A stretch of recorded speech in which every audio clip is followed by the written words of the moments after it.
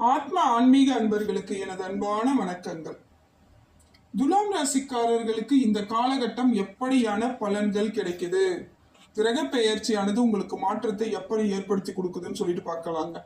துலாம் ராசிக்காரர்கள் எல்லா இடத்திலும் உங்கள் வாழ்வாதாரம் சில நேரங்களில் உங்களுக்கு சிக்கலாக இருந்தாலும் நீங்க அதையும் எளிமையாக கையாண்டவர்களாகத்தான் இருக்கீங்க.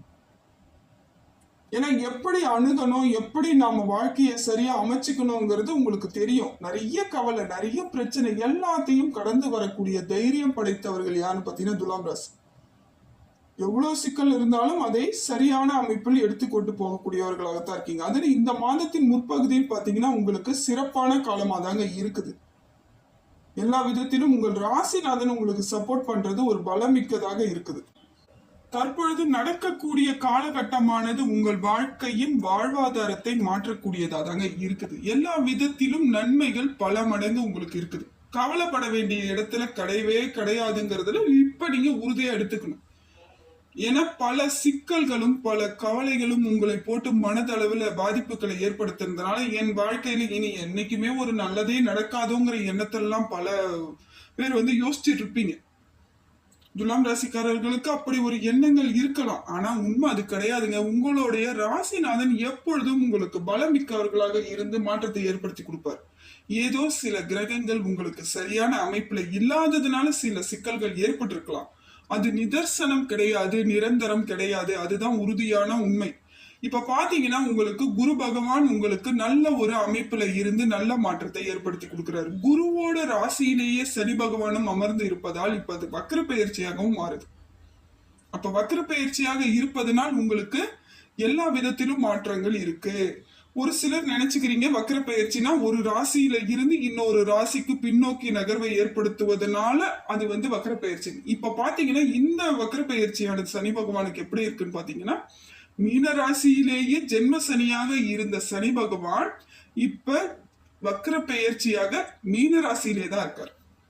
ஒரு நட்சத்திரத்துல இருந்து இன்னொரு நட்சத்திரத்துக்கு வந்திருக்கார், அவ்வளவுதான். அவர் அப்ப மீன ராசியிலேயே வக்ரம் பெற்று வக்ர ராசியாக ஒரு 4.5 மாத காலங்கள் உங்கள் வாழ்க்கையின் மாற்றத்தை ஏற்படுத்தி கொடுக்கிறார். எதெல்லாம் கிடைக்காது, எதெல்லாம் நடக்காது, எதெல்லாம் இனிமே எனக்கு இல்லைன்னு நீங்க நினைச்சீங்களோ அதெல்லாம் கிடைக்கக்கூடிய காலகட்டம் தாங்க. ஏன்னா குருவோட வீட்டில் சனி பகவான் அமர்ந்து நல்ல பலன்களை உங்களுக்கு இப்ப கொடுக்க ஆரம்பிச்சிட்டார். இப்பயே உங்களுக்கு சில மாற்றங்கள் தெரியும். ஏன்னா வக்ர பெயர்ச்சி ஆகி ஒரு வாரம் கிட்ட ஆயிடுச்சு. இப்ப பாத்தீங்கன்னா உங்களுக்கு தெரியும் ஒரு சில விஷயங்கள் எளிமையாக கிடைக்கக்கூடியதா இருக்கும். அதுக்காக ரொம்ப போராடிலாம் இருப்பீங்க. அது இல்லாம கூட இல்ல, அவ்வளவுதான் முடிஞ்சிருச்சுன்னு நினைச்சிருப்பீங்க. இப்ப அதற்கான வாய்ப்பு உங்களை தேடி வரும். இதெல்லாம் செய்யுங்கன்ற மாதிரி அப்போ உங்களுக்கு உறுதியான ஒரு அமைப்பு ஏற்படும். அதே போல இந்த காலகட்டத்துல பாத்தீங்கன்னா உங்களுக்கு நல்ல ஒரு வாழ்வாதாரத்தை அமைத்து கொடுக்கக்கூடிய இந்த 4.5 மாத காலங்கள் நல்ல சிறப்பான பலனா இருக்குதுங்க.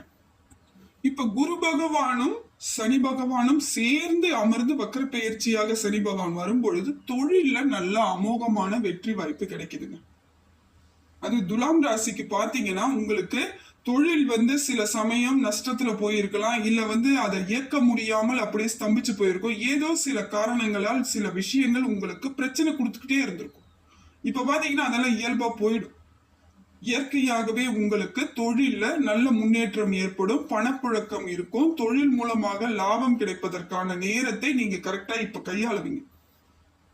அதுல இயல்பாவே நடக்கும், தைரியம் கிடைக்கும். சிலர் என்ன பண்ணுவாங்க, இப்போ எனக்கு வேலையே வேணாம், நான் இங்க வேற வேலைக்கு போறேன்னு கூட முடிவு பண்ணீங்க. அது உங்களுக்கு தெரியாத வேலையா இருக்கலாம். அதெல்லாமே தவிர்த்து இப்ப பாத்தீங்கன்னா உங்களுக்கு உரிய வேலையை நீங்க செய்ய ஆரம்பிப்பீங்க. உங்களுக்கு கிடைக்கக்கூடிய எல்லாமே உங்களுக்கு சரியான அமைப்பை நீங்க ஏற்படுத்திக்குவீங்க. இந்த 138 நாட்கள் 4.5 மாத காலங்கள் உங்களுக்கு பலமிக்கதாக இருக்குதுங்க.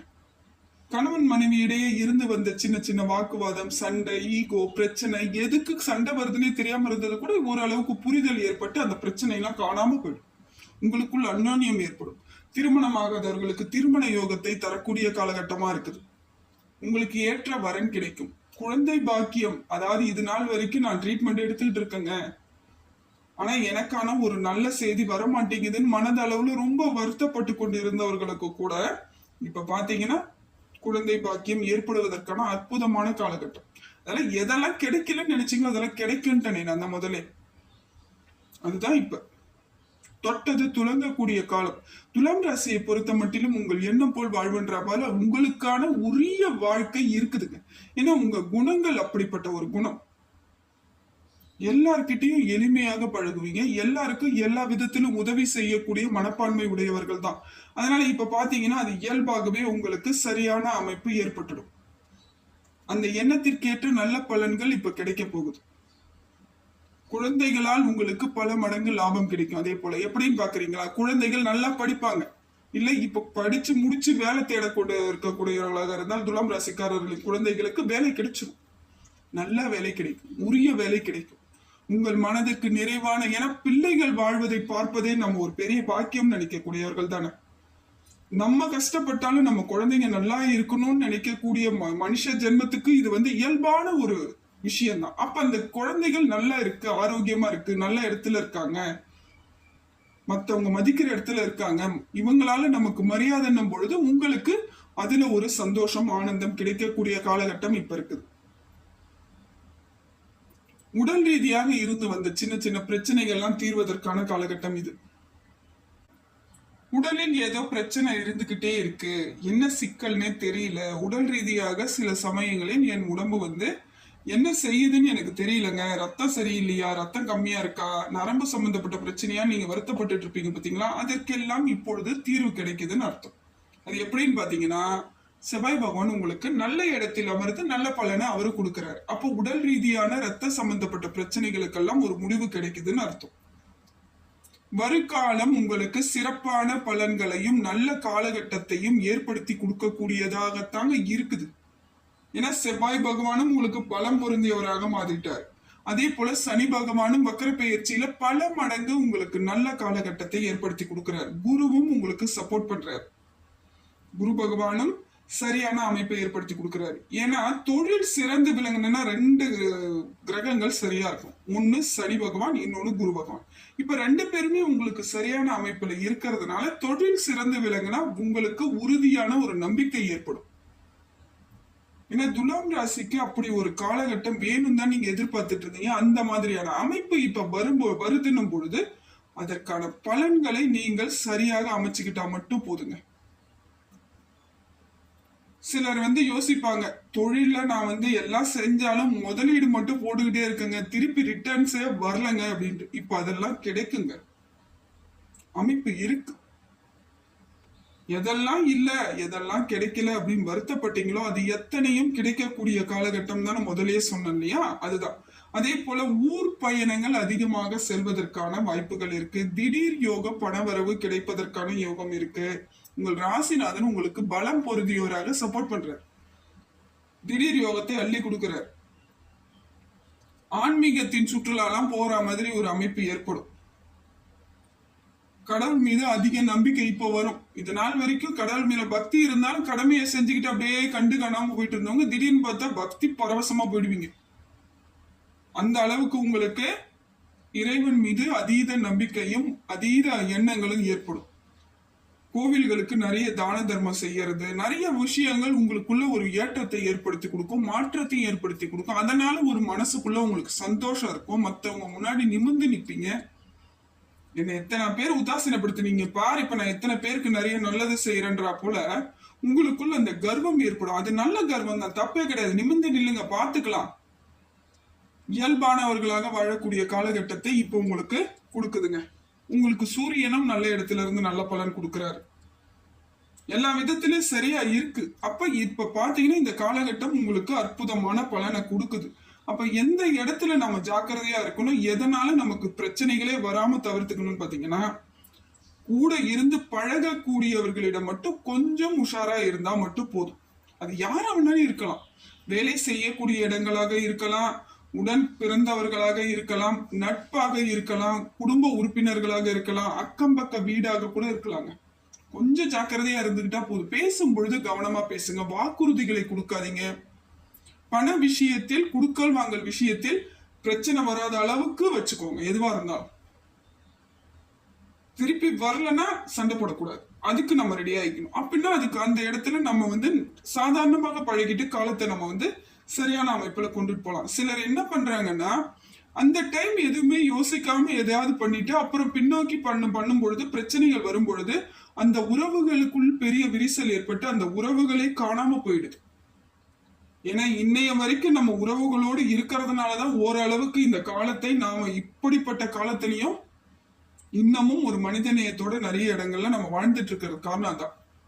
அதனால சில இடங்களில் சில விஷயங்களை நீங்க செயல்படுத்துறீங்கன்னா அதப்படி நீங்க யோசிச்சுட்டு செய்யுங்க, அவ்வளவுதான் நான் சொல்றேன்.